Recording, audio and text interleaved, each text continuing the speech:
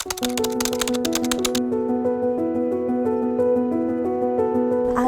perkenalan, nama saya Julia. Pada cara Julia kerja, maaf tapi tak tuli. Hai, perkenalkan nama saya Maria Goretti, saya biasa dipanggil Margo, saya seorang paraplegia pengguna kursi roda, saya seorang barista. Nama aku Rina Prasarani, aku disabilitas netra. Sehari-hari aku aktif di organisasi disabilitas seperti Himpunan Wanita Disabilitas Indonesia.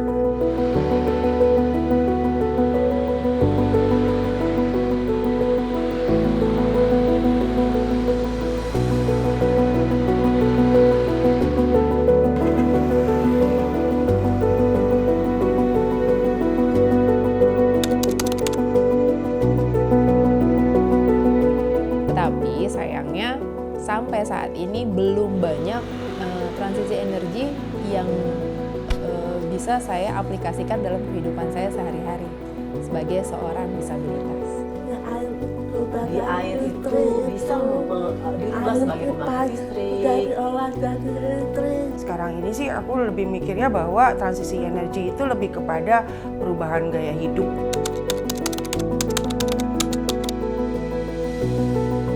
Kalau misalnya kita naik kendaraan online itu suka dapat entah itu motor listrik, entah itu taksi listrik. Kalau misalnya kemarin gue di Bangkok tuh kan sama teman gue suka bingung gitu ya kalau lagi jalan gitu sama dia di mobilnya itu suka ada suara jering-jering gitu ya, gue nggak tahu ini apaan sih gitu ya. Jadi memang suara yang dibunyikan itu memang harus ada karena itu akan membuat orang tahu bahwa ada kendaraan yang akan lewat. Itu tidak hanya mengamankan teman-teman disabilitas netra saja, tapi juga ya lansia yang sudah mulai berkurang pendengarannya.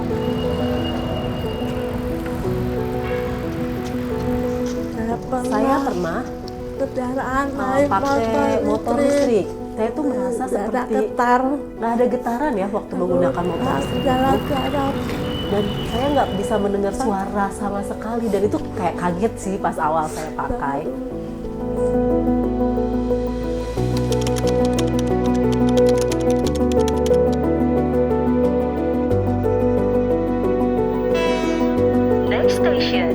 Diangkat dengan kursi-kursi rodanya masuk ke dalam KRL. Dan itu sangat memalukan sih sebenarnya. Padahal saya menginginkan kalau teman-teman kursi roda itu sebenarnya bisa mandiri. Iya.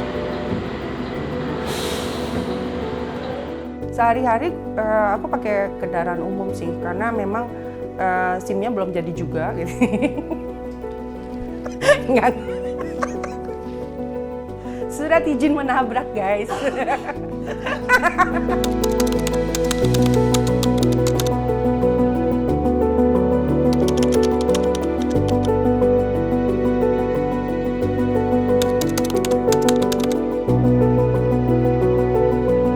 Sangat banget berkeinginan untuk punya mobil listrik.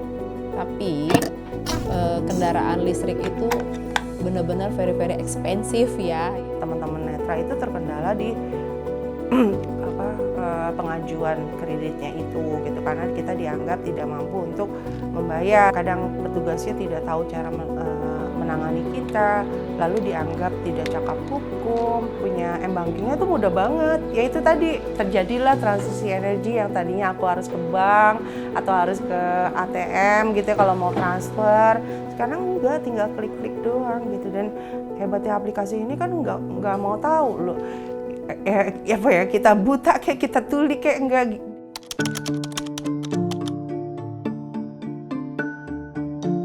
Diskusi tentang transisi energi itu sepertinya masih banyak masyarakat ataupun pemerintah yang juga yang tidak melibatkan kita gitu karena dipikirnya apa sih kaitannya kita gitu ya disabilitas dengan transisi energi gitu. Kalau dari pengalaman saya sih belum ya. Kalau saya sih usul sih mau ya, mungkin mulai sekarang kita bisa dilibatkan, bisa ngobrol tentang transisi energi. Cuman masalahnya yang namanya dari kata-katanya aja transisi energi aja tuh udah identik banget gitu ya sama laki-laki gitu kan. Terus energi juga identik dengan orang yang tidak disabilitas gitu kan, sehingga dalam pembahasannya itu kebawa gitu loh, kalau bahasa kerennya terfragmentasi.